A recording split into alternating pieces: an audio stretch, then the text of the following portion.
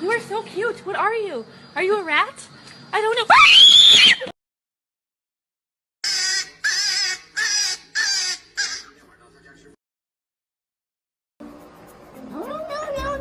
No. Come on, bud. I hope he ain't gonna bite me. Come here. Oh, whoa! Got a ball.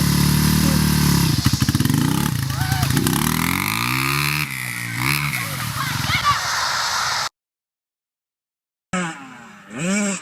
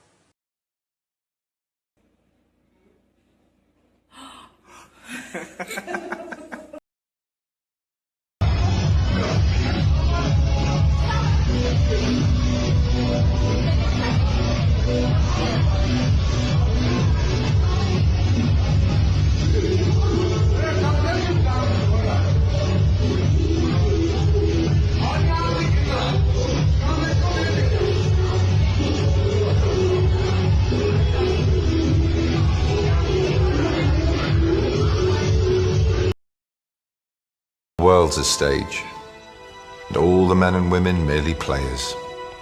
They have their exits and their entrances, and one man in his time plays many parts, his acts being 7 ages. At first the infant, mewling and puking in the nurse's arms, and then the whining schoolboy with his satchel and shining morning face creeping like snail unwillingly to school.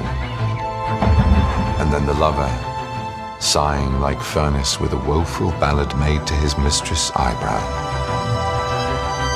Then a soldier, full of strange oaths, and bearded like the pard. Jealous in honor, sudden and quick in quarrel. Seeking the bubble reputation, even in the cannon's mouth. And then the justice, in fair round belly with good cape and line, with eyes severe and beard of formal cut, full of wise saws and modern instances. And so he plays his part. The 6th age shifts into the lean and slippered pantaloon with spectacles on nose and pouch on side. His youthful hose, well saved, a world too wide for his shrunk shank. And his big, manly voice, turning again towards childish treble, pipes and whistles in his sound. Rock and I were raised with so many of the same values. Like, you work hard for what you want in life. That your word is your bond, that you do what you say you're gonna do. My parents impressed on me the values that you work hard for what you want in life. That your word is your bond, and you do what you say and keep your promise. That you treat people with dignity and respect, even if you don't know them and even if you don't agree with them. That you treat people with respect. They taught and showed me values and morals in their daily life. That is a lesson that I continue to pass along to our son. And we need to pass those lessons on to the many generations to follow. And Barack and I set out to build lives guided by these values and to pass them on to the next generation, because we want our children and all children in this nation to know that the only limit to the height of your achievements is the reach of your dreams and your willingness to work hard for them. Because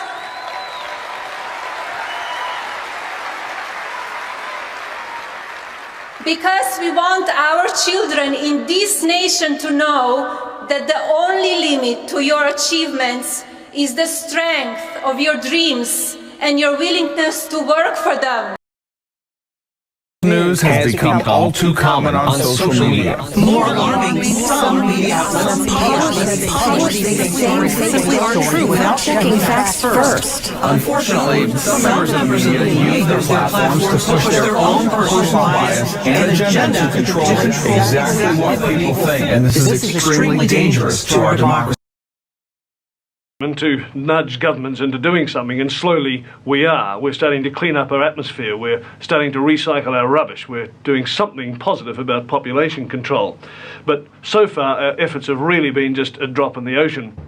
The Club of Rome comprises some 70 men of widely varying backgrounds, but their common concern is that the world problems cannot be solved by individual nations. I spoke with Professor Hugo Tiemann, director of the Battelle Institute Geneva, Dr. Aurelio Pache, founder of the club, and Dr. Alexander King, director of the World Bank and the United Nations OECD. Dr. King, now you're describing the world as a closed system where all these things are interrelated, and yet the government, the control of the system is by individual nation states. Now, how do you convince them to cooperate? The sovereignty of these nations is no longer as absolute as it was. There's a gradual diminishing, whittling away of sovereignty, little bit by little bit. Especially, of course, in the smaller countries where it's more obvious, but the bigger countries have to do a good deal of this by agreeing to international arrangements for the law of the seas, or for the limits of fishing, or for control of the wavelengths in radio, and 101 other things. But especially in the technological field, I think this is going to be increasingly so because of developments next year. I was at an important meeting in Washington a couple of weeks ago, and Peterson, the former Secretary of Commerce, was saying the same thing from an economic point of view, that the general world economic situation, the interdependence of countries on their food and fuels and so on, is leading to an interdependence which has seeds of draining away of sovereignty within it. So I don't think one can envisage an idealistic of jumping to a world federalism or anything of that sort. But the building up probably in the next decade in a number of particularly sensitive fields like energy, raw materials, the use of the oceans, space and so on, of a number of what people are tending to call regimes, which will not be ordinary United Nations type of organizations, but semi-management organizations. There'll be a great deal of consent in them. Dr. Pache views the European Common Market as an elementary example of the kind of regional cooperative which is going to be necessary. What responsibilities does he see for Australia? Australia, you are in a splendid position. What should we do? You have food, energy, space. You are distant from other centers, so you can, for a longer time, feel rather more independent than interdependent. But things of the world are going so fast that I think that an enlightened leadership in Australia should see down the road that Australia will have to lose some of its on self-decisions in order to acquire something else which may be purely political in very wide sense, or maybe also security. The Club of Rome is reluctant to point the finger at any one nation. Yet clearly nations like the United States, which consumes approximately 60% of the world's resources, will in the Club's view have to accept a severe cutback in its voracious appetite. But the Club's utterances are cloaked in a velvet democracy, in the hope that their facts will gently persuade. We will ask who is making the decision, and whether the decision makers of today, whether they perceive the problems, what kind of problems, and the interactions of the problems. That's a very pragmatic approach. Has the time come, Dr. King, when we're going to have to say we can no longer entrust our resources and the exploitation of those resources to private enterprise? Has the time come when governments will simply have to take more control? Simple nationalization and things like that wouldn't help at all, because we've got to keep an incentive approach. And many of the good aspects of private enterprise are very necessary here, but not in the old exploitative way where the market forces dominated the whole situation. Dr. Pichai, can you tell me what my lifestyle will be in 100 years' time? What sort of car I'll drive, what sort of house I'll live in, what sort of food I'll be eating? Probably you will have a smaller car. You will use more common transport means. You will work far less hours. You will have a wider cultural possibilities that today. You will not be so much pressed by immediate needs, because through technology, organization of the markets, the basic needs will be taken care of. And I think that you will love nature and continue then what I think you are doing now to protect our environment, to avoid this man-made world where the creatures of nature, the animals, the plants, the green spaces, the wildernesses are bound to disappear. To the Club of Rome, the status symbols of the year 2000 will be the inverse of today's.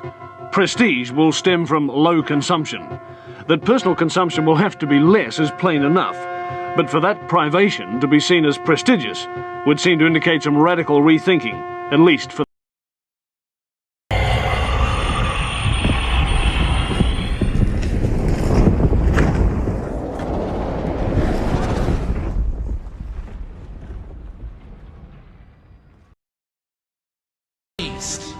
and he changed his name to Aleister Crowley, so it would add up in both English, Hebrew, and Greek Kabbalah as 666. In 1904, Crowley had a communication with an extraterrestrial being named Iwas.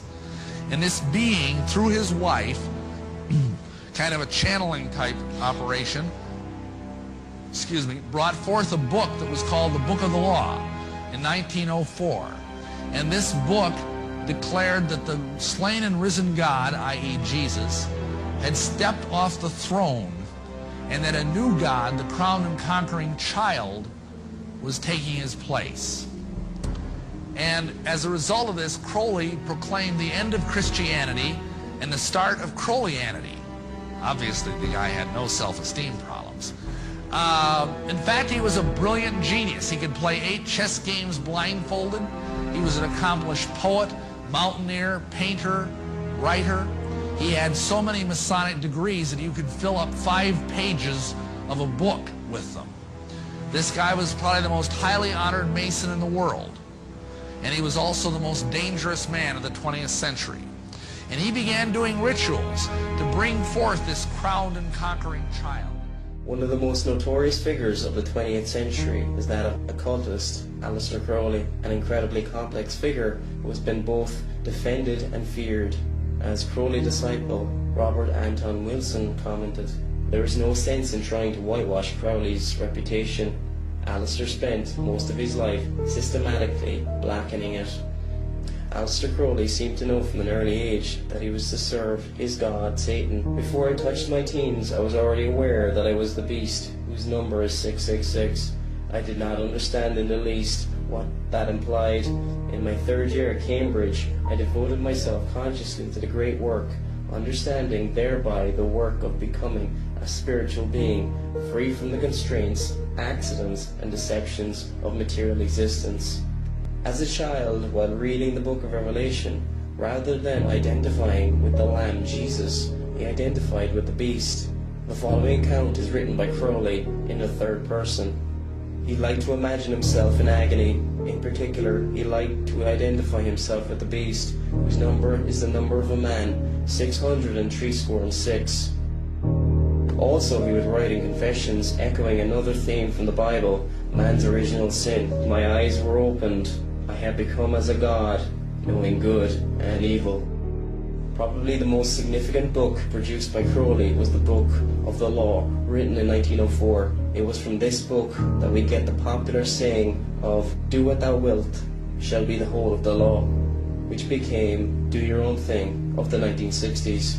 The book describes the establishment of Crowley's new eon. Crowley biographer Lawrence Sutton describes, in short, the old eon of the dying God, of man preoccupied by his sins and morality, must be avenged by the new eon, in which humanity recognizes its own innate divine spirit. The transformation from the old eon to new must be total. Fire, blood, and blasphemy are prominent amongst the birth pangs. There will be ecstatic realizations for the worthy Thelemite. It is by the teachings of Horus that the readers of the book must expect to live and die.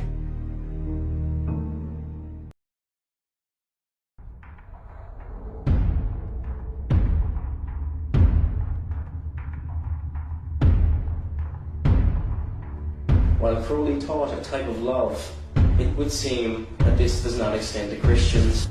Nature's way is to weed out the weak. This is the most merciful way too. At present, all the strong are being damaged, and their progress hindered by the dead weight of the weak limbs, and the missing limbs, the diseased limbs, and the atrophied limbs, the Christians to the lions. Humanitarianism, which is the simplest of the mind, acts on the basis of the lie the king must die. The king is beyond death. It is merely a pool where he dips for refreshment. We must therefore go back to Spartan ideas of education. And the worst enemies of humanity are those who wish, under pretext of compassion, to continue its ills through the generations, the Christians to the lions.